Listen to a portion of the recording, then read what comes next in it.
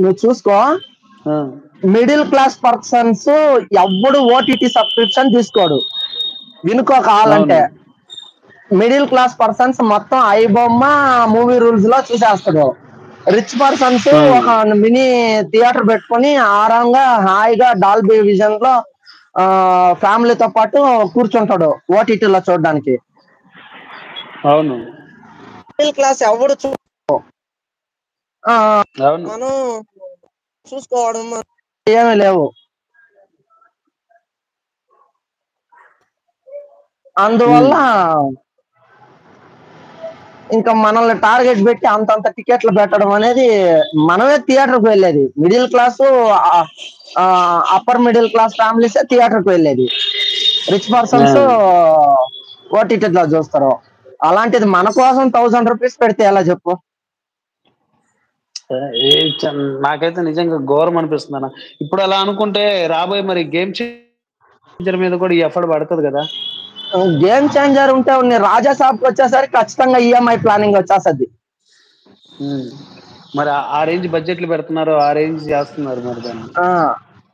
చిన్న నీట్ గా చేస్తే 1 కోటి నుంచి 5 crores తో సింపుల్ సినిమా చేయొచ్చు. 50 రూపాయలు 100 రూపాయలు టికెట్ పెడితే 20 crores బడ్జెట్స్ వచ్చేస్తున్నాయి. మరి కమర్షియల్ సినిమా రావాలి, పెద్ద సినిమాలు వస్తే అదొక పండగ అనుకో, తప్పులేదు. మరి టికెట్ కాస్ట్స్ మరి ఇంత పెట్టేస్తే కొంచెం బాగాలేదు అంతే. సరే, ఇంకా ఓకే, ఇప్పుడు ఎక్స్పెక్టేషన్స్ దీనికి గురించి మాట్లాడుకుందామా?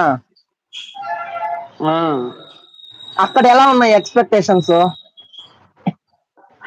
ఇక్కడైతే మామూలుగా లేదు, ఒక రేంజ్ లో ఉన్నాయి. బట్ అంత ఎక్స్పెక్టేషన్స్ ఉండి కూడా పాపం ఫ్యాన్స్ కూడా డిసప్పాయింట్ అయిపోతున్నారు. ఇంత అమౌంట్ పెట్టారు ఎలారా బాబు, ఏం చేద్దాం అనేసి. అదే ఆర్టీసీ సినిమాలో క్రాస్ రోడ్ అయితే వెళ్ళా ఆ మొన్న. కంటెంట్ ఉంది. 2 hours,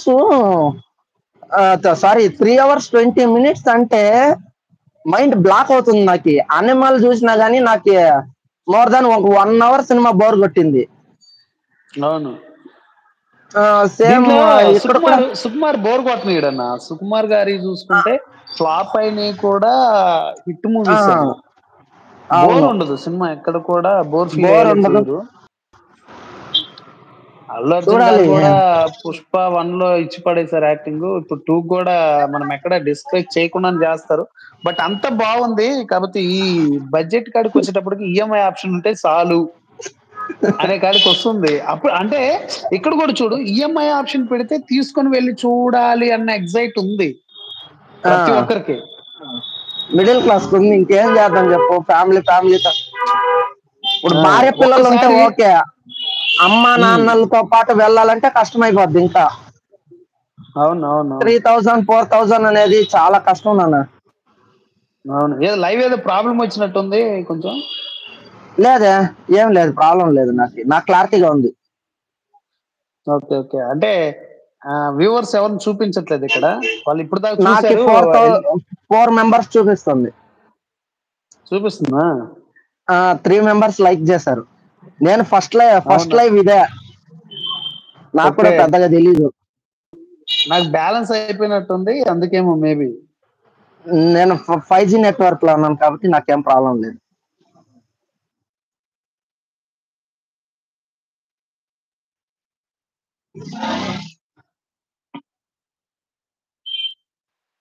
స్ట్రక్ అయిపోయిందా? స్ట్రక్ అయిపోయింది. ఓకే, వాయిస్ వస్తుంది కదా?